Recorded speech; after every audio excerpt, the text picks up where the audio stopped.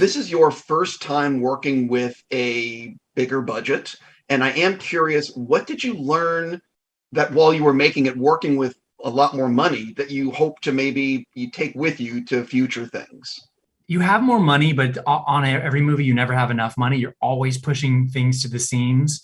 But I do feel like what this world opens up to you is that you can just hire the greatest craftsmen, the greatest people on your crew, the greatest department heads. And I think it's a constant for us is just remembering like you're only as good as the people you surround yourself with. And we just are very serious about hiring excellent people who want to be there and have a good attitude. And like that's something that will continue, I think, for the rest of our careers. Yeah. Film is a strange and very special art form in that it's an art that's made by a team. And so you have to have a team of artisans that as a director, you are enabling and empowering to do what they do best, and then just setting that vision and making sure they're all making the same movie. I've spoken to a lot of directors who have a no asshole policy. Yes. Very simple. Very simple. And like, it's just really never worth it. Yep. So Channing and Sandra are so Speaking good of together. Assholes. No, I'm just kidding. I'm kidding. I was like, wait, what? Oh. Let's take this thing off the rails. Come on, Steve. Sandra and Channing are so good together, and they're both so good at physical comedy. And I don't know, what was it like when you're sort of on set with them and you see how good they are with physical comedy and self-deprecating humor? How does that sort of, how do you lean into that when you're on set? I think that self-deprecation that you're talking about is part of what's so special about them. They both as human beings off camera and then as the embodiment of their characters on camera bring that unguarded quality, that humility that will allow themselves to look like fools. That is such a special, important part of making somebody feel not only funny to watch, but it forges a kind of connection to them because it humanizes them so much. And Sandy is an extraordinary dramatic talent, but she doesn't let that get in the way of also making herself look silly. Like she's perfectly open and willing to do that. And it's part of what endears you to her. And Channing, it's the same thing. Two lovable clowns. I'm so curious. So you guys, this is obviously your first time working with big stars, like this kind of project. What was it like when Sandra told you, or when someone told you, yeah, by the way, we got Brad Pitt, who's going to be in the movie? It was a very surreal process where the whole time it felt like, no, this isn't real, because he was the first person we talked about, but we were all like, no, we're never going to get Brad. And Sandy was like, Brad's actually leaning in. And we were like, what does that mean? There's no way. What are you talking about? Brad is leaning in. Like, is this a prank? And if so, it's mean. And then it was just like to the point, like the day before he showed up to set, we were still looking at each other being like, who's going to play this part? Because there's no way Brad Pitt's actually coming here. And then he showed up and you're just like, oh, he's the coolest guy in the world and totally down to have fun and be silly and play and like do these crazy stunts that we planned for him. And it was really like, I think it's going to be a couple of years before I can actually look back and realize the caliber of the cast that we had in this movie.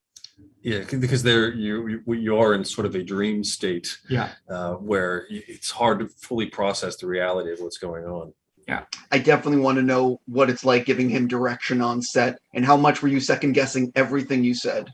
He makes it really easy because he's just a really nice guy, and just down. So we would throw crazy lines at him off camera, and he would just laugh and then try it. And like we'd say, "What do you want to say? You try something." And he'd try some crazy thing. Like it really, it felt like working with like a friend. Like he's that easy. It was. They say don't meet your heroes, but if it's Brad Pitt, you should meet him. I've heard this from a lot of people about just how cool he is. Yeah. I love talking about the editing process because it's where it all comes together. How did this film possibly change in the editing room that maybe you weren't expecting?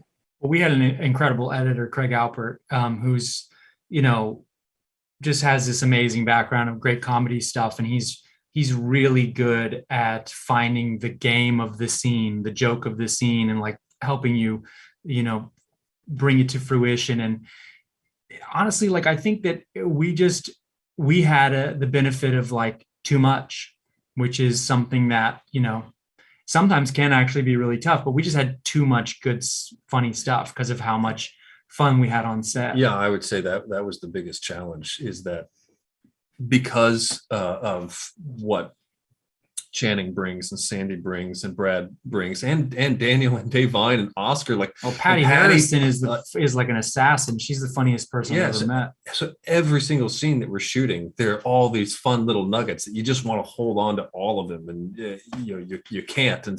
And so figuring out which of these can we let go of, or what best captures the essence of what the talent was bringing. That, I think, that was the hardest part. Yeah. Before I run out of time with you guys, I've been waiting for like a good Masters of the Universe movie since I was like a kid. So are you guys still doing that film? Yeah, we are, and we plan on it being good. Yeah, exactly. I have high expectations for the two of you.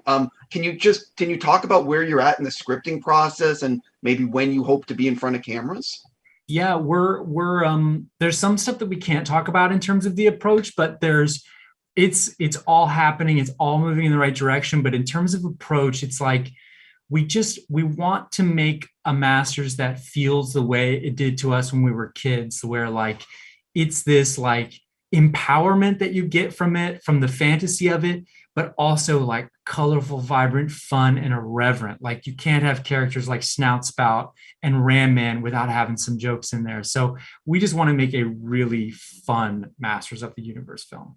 Do you think you'll be filming this year? I think we'll be filming in 23.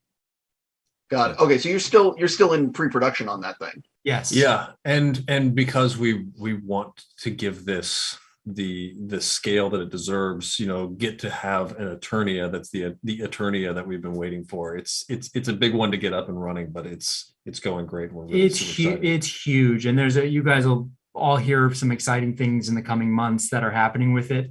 But it's very exciting and it's being done right. I really can't wait. And I just want to say congrats on this movie. And I look forward to, good luck with everything in the future. Thank you. It's so nice to meet you, Stephen.